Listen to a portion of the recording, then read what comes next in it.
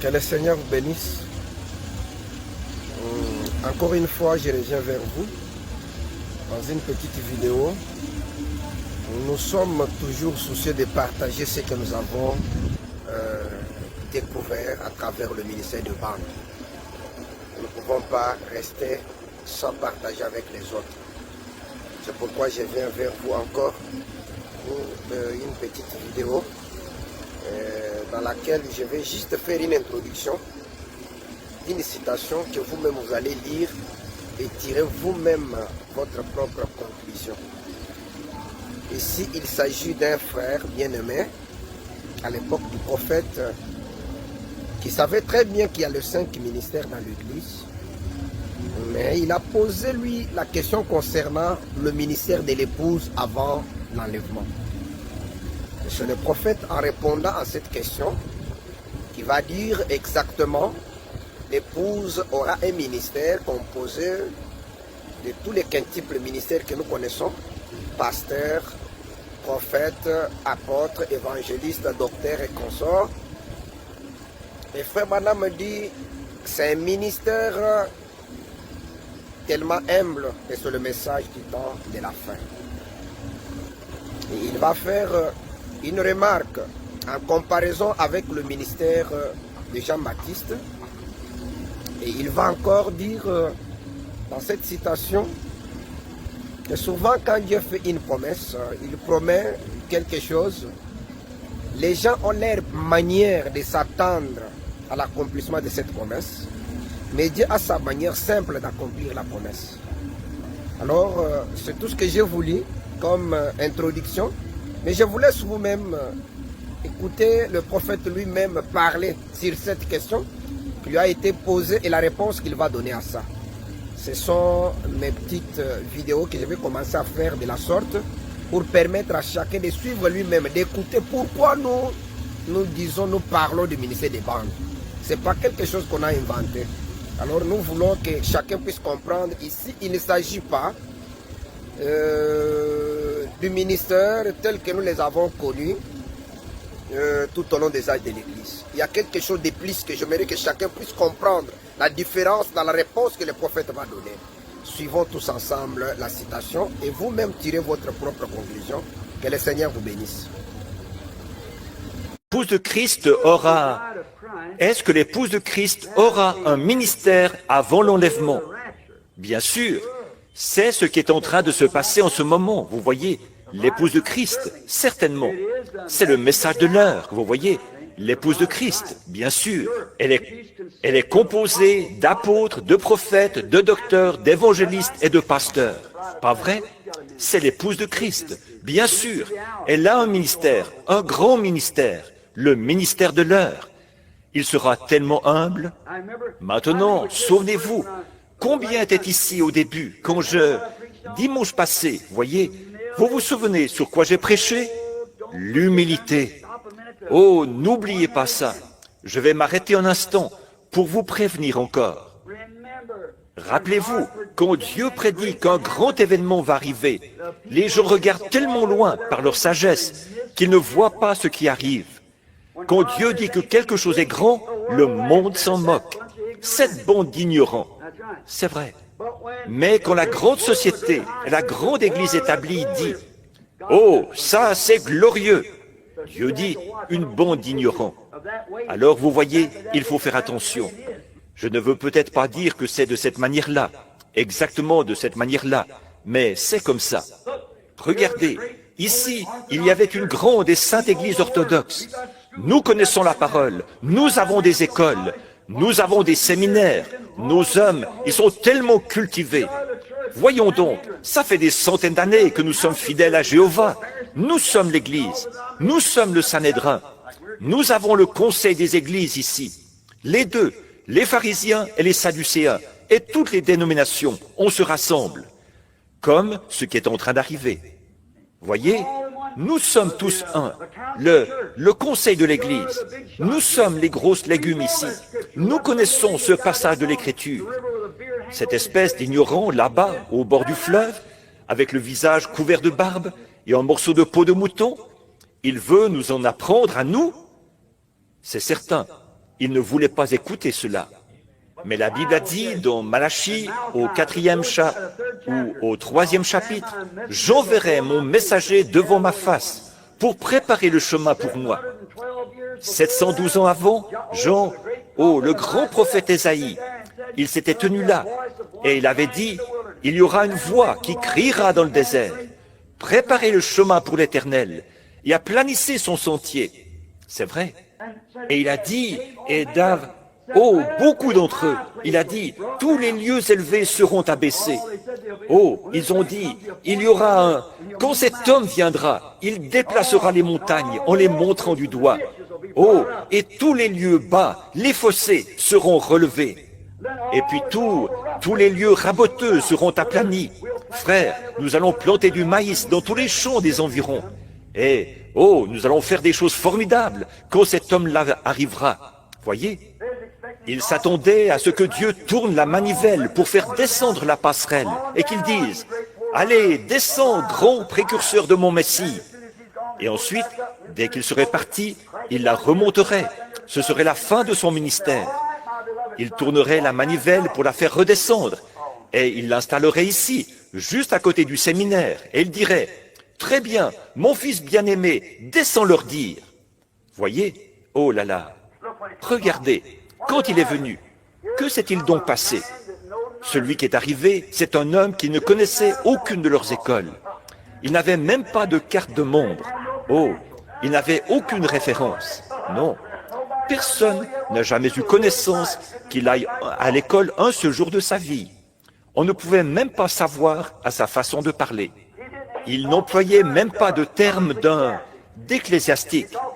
Il parlait de serpents, de cognés et du désert, et de choses semblables, vous voyez, d'arbres. Il n'employait pas les termes du corps ecclésiastique de ce jour-là, ni de ce jour-ci, ni de n'importe quel jour.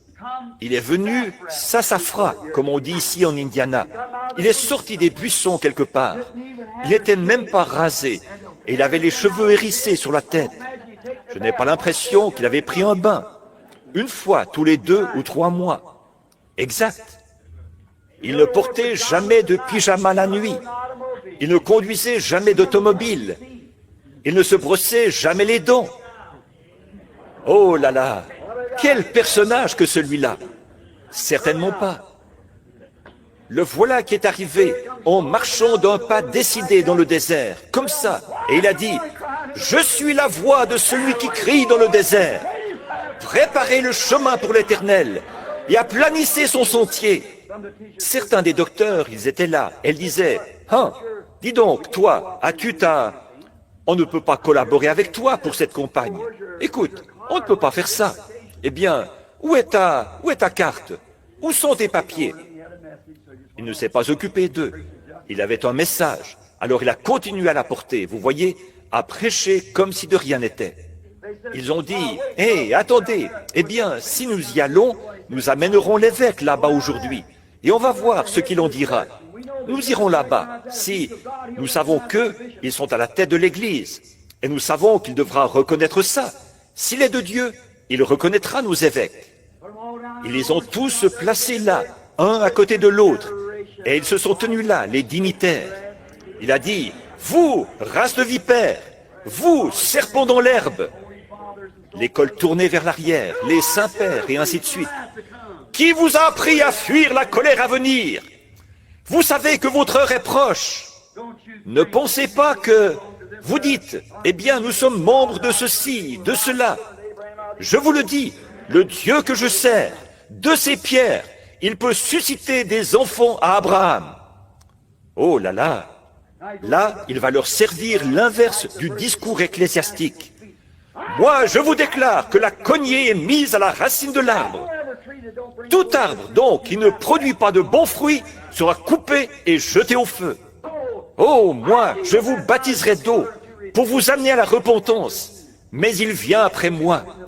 La lune se changera en sang et, oh là là, il nettoiera entièrement ses airs. Et il prendra la paille et il la brûlera dans un feu qui ne s'éteint pas. Et il emportera le blé au grenier. Il séparera la mauvaise herbe d'avec le blé. » Oh là là, quel message! Ils ont dit, ce gars-là, qu'est-ce qu'il a dit que c'était l'heure de quoi? Oh, quelle ignorance! L'homme, nous l'avons, c'est frère Jones. C'est lui qui va faire ça, si c'est quelqu'un de cet âge-ci. L'évêque un tel va le faire, le Saint-Père un tel. Oh là là, voyez, Dieu dans la simplicité, vous voyez, œuvrant dans la simplicité. Et puis, tout à coup, il était là un jour, et il a dit, oui, il est au milieu de vous. Il était tellement sûr qu'il était ce précurseur. Il savait qui il était. C'est pour ça qu'il pouvait les secouer comme il l'a fait. Il disait, maintenant, ne tremblez pas, mais continuez simplement votre chemin. Vous, les soldats, obéissez à vos maîtres. Et si vous avez fait quelque chose de mal, prenez. Que devons-nous faire? Devons-nous cesser de faire ceci? Devrions-nous arrêter de faire ceci? Il a dit, continuez simplement comme vous faites. Continuez comme ça. Continuez comme ça. Allez-y. Si vous cultivez des pommes de terre, cultivez-les. Voyez, vous, les soldats, n'employez pas la violence. Et vous, faites ceci. Et ce que vous faites, continuez simplement à le faire. Obéissez à vos maîtres, et ainsi de suite. Rabbi, que devrions-nous faire? Continuez simplement comme vous faites, vous voyez. Mais il y en a un au milieu de vous que vous ne connaissez pas. Il savait que c'était l'heure de son message. Il savait qu'il devait présenter cette personne. Il savait qu'il était là. Un au milieu de vous. Vous ne le voyez pas. Il se passe des choses dont vous ne connaissez rien. Et alors, donc, il va se passer quelque chose, a-t-il dit. Vous voyez, et il sera là. Et je le reconnaîtrai. Finalement, un jour, il a dit, voici, il est là. Voici l'agneau de Dieu qui ôte le péché du monde. Il a dit, maintenant mon temps est écoulé. Je vous l'ai présenté. Maintenant, il faut que je diminue. Il faut que je disparaisse de la scène. C'est lui qui va prendre la relève. Le millénium ne va pas tarder à commencer, vous voyez, et le temps est proche. Alors, quand il est arrivé, alors que Jean lui-même avait dit, il va vraiment secouer dans tous les sens. Il va séparer le blé de la paille, et il va la brûler, et il va nettoyer entièrement ses airs, et il a son vent à la main. Mais qu'est-ce qu'il était? Un petit bout. Or, eux, ils avaient déjà leur tableau tout prêt. Oh, mon vieux, il aura une lance d'une portée d'1 000. Il sera ici, en Palestine. Et il se mettra là, et sur un de ces nuages blancs, et il ramassera tous ces Romains comme ceci pour les précipiter en enfer. Et il continuera comme ça, vous voyez, jusqu'à ce qu'il les ait exterminés. Mais ils avaient déjà tout arrangé. Et quand le moment est venu, alors un petit agneau a commencé à circuler au milieu d'eux, humble et doux. On lui marchait sur les pieds, de ce côté-ci et de ce côté-là.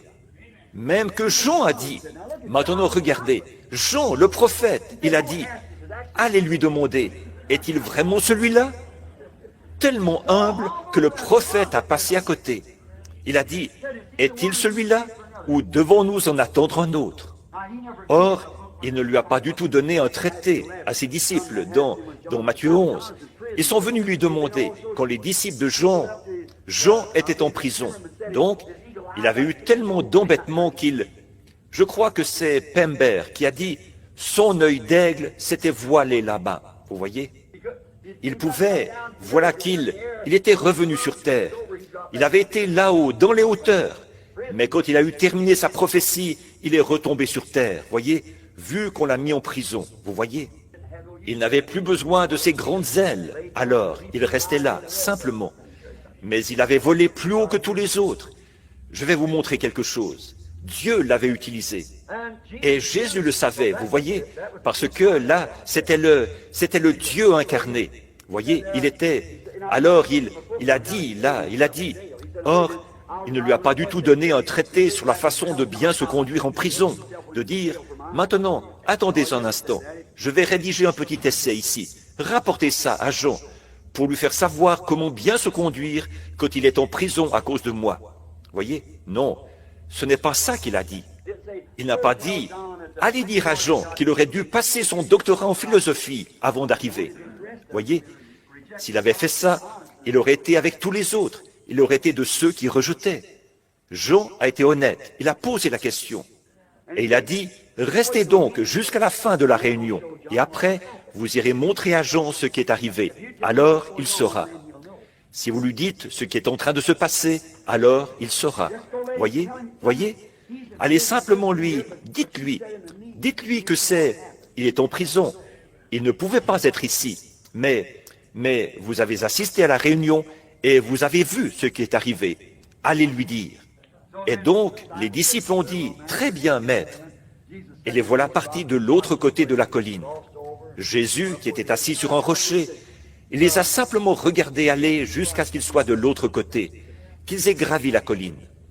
Il s'est tourné vers l'assemblée et il a dit, qui êtes-vous allé voir du temps de Jean?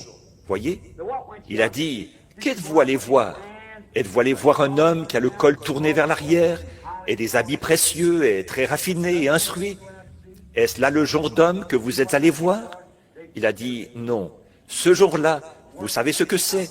De ceux qui embrassent les bébés et, vous savez, qui travaillent dans les palais des rois. Eux, Jean n'était pas de ce genre-là. Eh bien alors, il a dit, pourquoi êtes-vous allé? Pour voir un homme qui aurait reçu un ministère et qui l'aurait tout de suite rattaché à une organisation ou quelque chose comme ça? Agité partout. Alors, si les unitaires ne veulent pas de lui, il ira chez les trinitaires. Si les trinitaires ne veulent pas de lui, il ira vers l'église de Dieu ou n'importe où. Est-ce là le genre d'homme que vous êtes allé voir, agité par tout réseau? Oh non, pas Jean. Il a dit, alors, qu'êtes-vous allé voir? Un prophète? Il a dit, et c'est exact, vous dis-je. Mais je vais vous dire quelque chose que vous ne savez pas. Il était plus qu'un prophète. Il était plus. Si vous pouvez le recevoir, il est celui dont il a été écrit dans la Bible, voyez-vous, à l'époque, le passage de l'Écriture, j'enverrai mon messager devant ma face. Malachie 3, vous voyez, et il préparera le chemin devant moi. Voyez, et ils n'ont pas compris. Même les disciples n'ont pas saisi. Vous voyez, c'est vrai. Oh là là, la simplicité. Soyez humble. Vous voyez, abaissez-vous. Quand Dieu promet quelque chose de grand, vous voyez, ça l'est, grand à ses yeux. Maintenant, si vous voulez toujours garder cette idée en tête, je voudrais que vous gardez cette idée en tête et quand ceci arrivera, alors vous pourrez la modifier. Ramassez donc une de ces petites fleurs du printemps qui vont pousser cette année ou prenez un simple brin d'herbe, tenez-le dans votre main et dites « je vais tenir ceci maintenant » et de voir que quelque chose de tellement simple a fabriqué ceci. Et je voudrais bien voir le cerveau qui est capable d'envoyer une fusée sur la Lune, fabriquer ce brin d'herbe. Vous l'aurez toujours. Vous pouvez être sûr de ça, vous l'aurez toujours. Voyez? Il y a de la vie dans le brin d'herbe, vous voyez? C'est tellement simple et tellement humble. Vous voyez, si un homme est un grand homme, très bien. Mais s'il est assez grand pour se faire simple, vous voyez, il trouvera Dieu. Mais s'il ne se fait pas simple, il ne le verra jamais. Donc, vous devez vous faire simple. Maintenant, le verset dans l'Apocalypse, au verset 5, 9. Qui sont ceux qu'on trouve en train de chanter quand la nuit... Comme je l'avais annoncé au début, je pense que vous-même vous avez suivi. La série des petites citations va continuer dans des vidéos. Je vais faire ce système pour permettre à chacun de lire lui-même, d'écouter la voix et de lire les citations, de tirer lui-même ses propres conclusions. Mais seulement, comprenez que la citation d'aujourd'hui nous parle d'un ministère que l'épouse devait avoir avant l'enlèvement. Ce ministère composé de pasteurs, de docteurs, des apôtres, des évangélistes. Mais c'est le message de l'heure, un ministère humble, comparable à celui de Jean-Baptiste, qui sera redouté, rejeté par les docteurs de cette époque, comme était le cas du ministère de Jean-Baptiste à son époque. Donc comprenez vous-même que nous n'avons pas à inventer la roue, c'est juste à vous de tirer vos propres conclusions. Que Dieu vous bénisse. Notre vidéo d'aujourd'hui s'arrête là et nous vous promettons une autre citation pour les jours à venir. Que le Seigneur vous bénisse.